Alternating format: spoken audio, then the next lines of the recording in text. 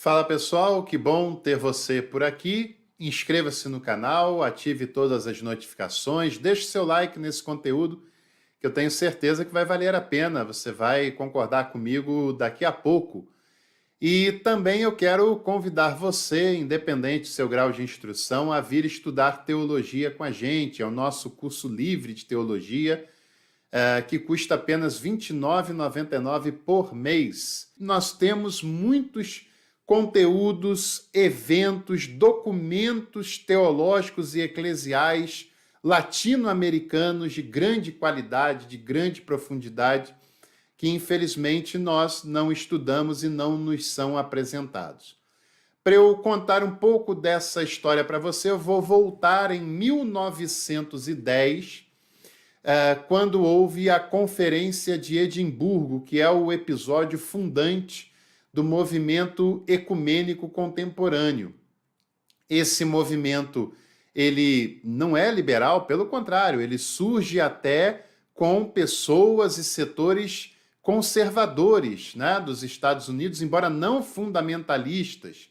No Brasil, um conservador é apenas um fundamentalista que não tem coragem de dizer que é fundamentalista, mas em nem todos os lugares do mundo isso é assim. No Brasil, que eu digo, no meio mais protestante, porque tem católicos que fica claro a diferença de um católico conservador de um teólogo, de um católico fundamentalista, né? E fundamentalismo é uma expressão muito relacionada ao meio evangélico, porque surgiu os fundamentos em 1905 nesse meio evangélico dos Estados Unidos, mas o nome ligado à Conferência de Edimburgo foi do metodista ganhador do Nobel da Paz, chamado John Mott, que eu já falei sobre ele, sobre esse ecumenismo aqui no canal várias vezes, tem cards que eu vou deixar para você assistir depois, mas na consequência da Conferência de Edimburgo de 1910, surgiu um órgão que tinha a responsabilidade de cuidar desse movimento, do diálogo entre igrejas cristãs na América Latina, que foi o CCLA, o Comitê para Cooperação para a América Latina. Comitê de Cooperação para a América Latina, o CCLA, que é uma sigla importante que talvez a maioria das pessoas passando por aqui não conheçam o que foi essa sigla e o que ela fez. Em 1948, na esteira da Conferência de Edimburgo, surgiu o Conselho Mundial de Igrejas, que criou, que organizou a primeira Assembleia Geral em 1948, na cidade de Amsterdã, na Holanda. Naquela conferência que deveria ter acontecido antes, só foi em 48, por causa da Segunda Guerra Mundial, né? Tiveram a presença lá de Karl Barth, do D.T. Niles, que foi um teólogo metodista do Sri Lanka, antigo Ceilão, e várias outras personalidades da teologia europeia, mais dialogal, de uma teologia que tinha que dar uma resposta para tudo que aconteceu, ou quase tudo que aconteceu na Segunda Guerra Mundial, e eles propõem um cristianismo menos elitizado, um cristianismo mais dialogal, mais aberto, mais ecumênico. E na América Latina nós também temos um episódio muito interessante desses esforços de diálogo, né, entre comunidades cristãs, de esforços ecumênicos, que aconteceu um ano depois da Assembleia Geral do CMI. CMI, repito, foi em Amsterdã, 1948, e em 1949 acontece o CELA I. O CELA foi uma conferência organizada pelo CCLA.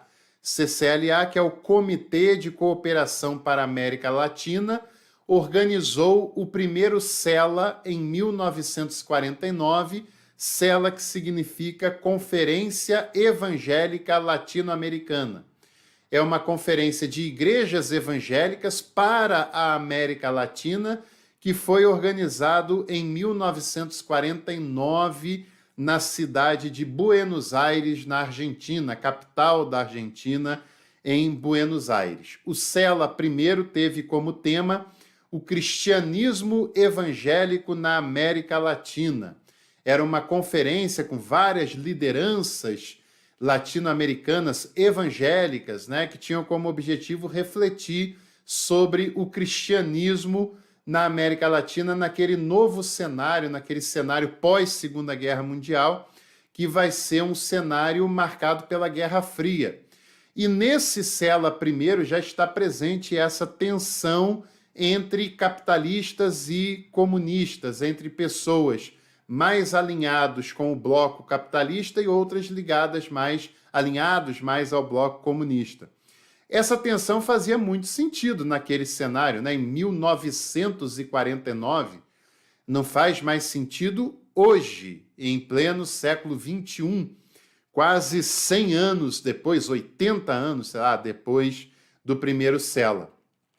O Cela produziu reflexões importantes, documentos importantes, e depois o CCLA organizou uma nova conferência, que foi o Cela II, organizado na capital do Peru, na cidade de Lima, em 1961, que tinha como tema Cristo, a Esperança para a América Latina. Bem interessante isso, né? Onde ele vai refletir sobre os problemas socioeconômicos tipicamente da América Latina. Eu considero muito rico essas celebrações, essas conferências, porque justamente eles não vão reproduzir um modelo europeu ou norte-americano, né? Mas vão procurar uma reflexão sobre o contexto específico da América Latina. E como consequência do Cela II vai surgir o ISAL, que é a Igreja e Sociedade da América Latina, que surge em 1961, no mesmo ano do Cela II, né, de Lima, no Peru. Era uma expressão da chamada Teologia da Libertação Protestante. Algumas pessoas acham que a Teologia da Libertação Protestante é a missão integral. A missão integral tem influências da Teologia da Libertação, com certeza, mas a missão integral é missiológica, como o próprio nome já sugere, né? E o ISAL é uma expressão dessa teologia da libertação protestante, que surge em 1961 e vai organizar o Cela III, que também acontece em Buenos Aires, na Argentina, em 1969, e tem como tema Devedores do Mundo, e busca uma relação muito mais amena com o catolicismo, porque boa parte dessa herança trazida por missionários estadunidenses e europeus para o Brasil, para a América Latina, no meio evangélico, tinha uma aspereza em relação ao catolicismo que ainda resiste nos setores mais fundamentalistas até hoje, e o Cela III de 1969 buscava uma relação mais amena com o catolicismo.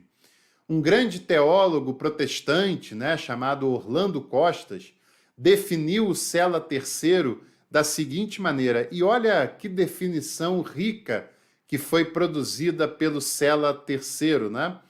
Missiologia encarnacional, ou seja, uma missão encarnada com a realidade da América Latina e não importada dos Estados Unidos ou da Europa, uma eclesiologia diaconal, ou seja, uma reflexão da igreja que serve, que é servidora e não ostentadora, né?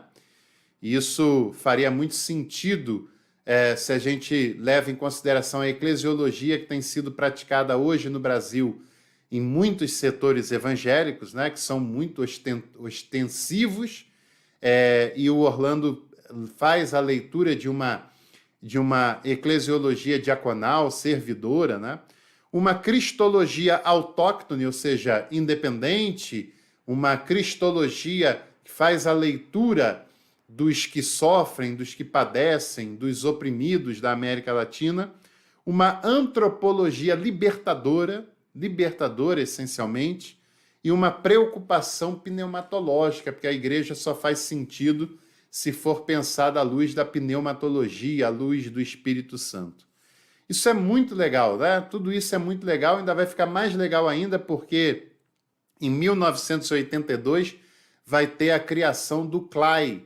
CLAI, que é o Conselho Latino-Americano de Igrejas, que vai substituir o CCLA da primeira metade do século XX, os CELAS que foram produzidos, né?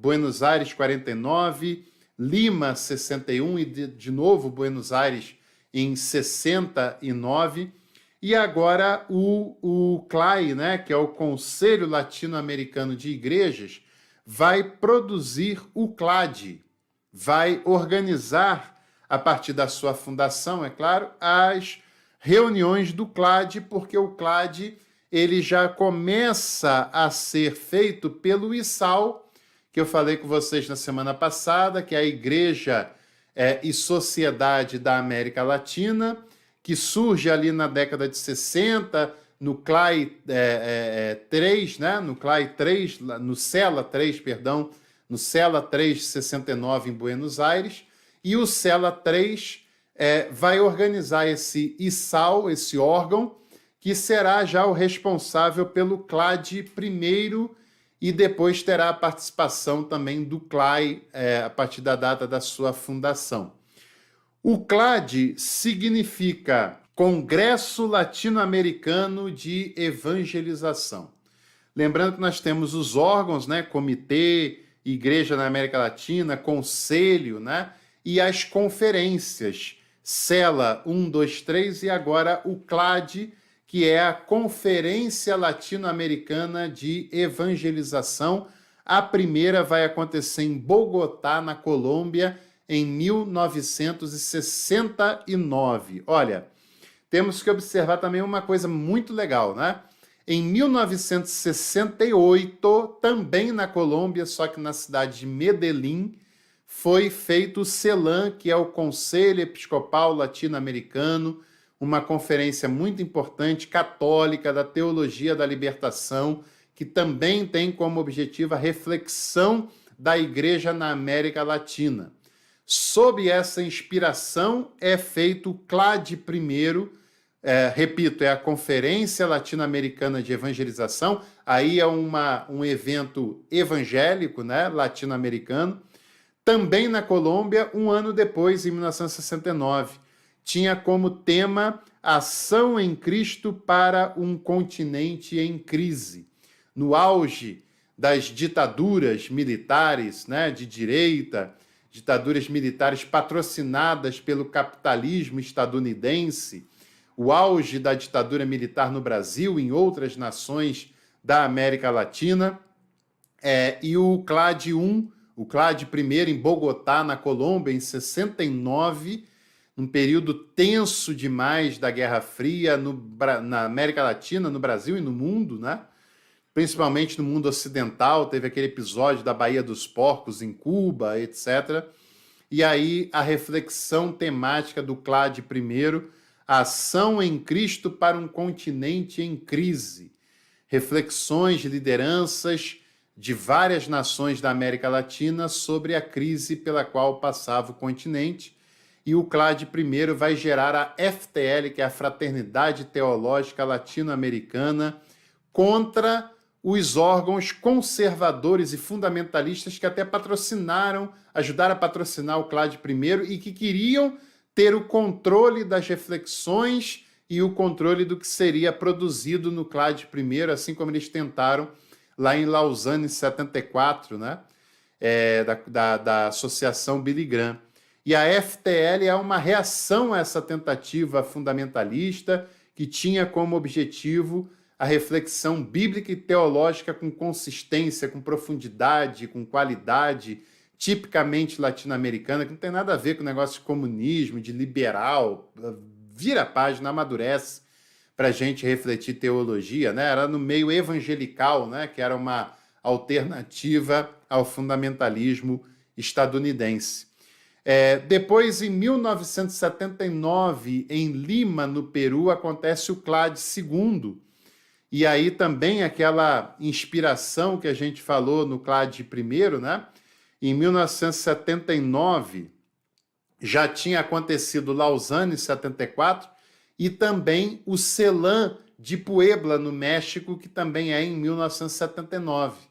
E aí vai acontecer o CLAD II em Lima, no Peru, em 1979, com o tema Para que a América Latina ouça a voz de Deus. É uma sequência de Lausanne também sob a inspiração de Puebla, que busca a reflexão, esse é o tema central do CLAD II, a autonomia da Igreja Latino-Americana. Depois nós temos o CLAD III, que acontece em Quito, no Equador, em 1992, que também é o ano do CELAM de Santo Domingo, na República Dominicana, né? Também um órgão muito importante. E o CLAD III tem como tema todo o Evangelho para todos os povos, desde a América Latina, a partir da América Latina, né? Presença, olha que super legal isso, quase 2.000 pessoas, com presenças de indígenas latino-americanos, mulheres latino-americanas, leigos, pastores e teólogos, todos e todas latino-americanos. Discussão sobre a missão integral, até porque os postulados na missão integral já tinham sido lançados ou inaugurados em 74, lá em Lausanne, e aqui nós temos uma formulação documental no CLAD III de Quito, em 1992. Depois teremos o CLAD IV, também em Quito, no ano 2000, amadurecimento e revisão da trajetória dos 3 CLADs anteriores, né? O CLAD I de Bogotá, 69, o CLAD II de Lima, 79, e o CLAD III de Quito, em 92, e o CLAD IV, que é uma revisão, também é feito em Quito no ano 2000. E, por fim, pelo menos até o momento, né, espero que tenhamos outros CLADs, né, e outros eventos tipicamente latino-americanos, o CLAD V, que aconteceu em San José, na Costa Rica, no ano de 2012, com o tema Sigamos a Jesus em seu reino de vida, guia-nos Santo Espírito. Esse tema é muito legal, porque é seguir a Jesus através do Evangelho, né? E no seu reino de igualdade, no seu reino de justiça social, inclusive, né? Que é uma justiça integral e integradora, que gera vida, porque só pode haver vida com dignidade, com integralidade. Se você quiser uma dica de uma leitura espetacular para você conhecer mais e melhor esses temas da teologia latino-americana, esse livro é indispensável. Introdução às Teologias Latino-Americanas, editora Saber Criativo, da nossa querida professora Regina Fernandes. Se gostou desse vídeo, deixe seu like, compartilhe com os seus contatos, que em breve a gente volta com mais conteúdos. Até lá!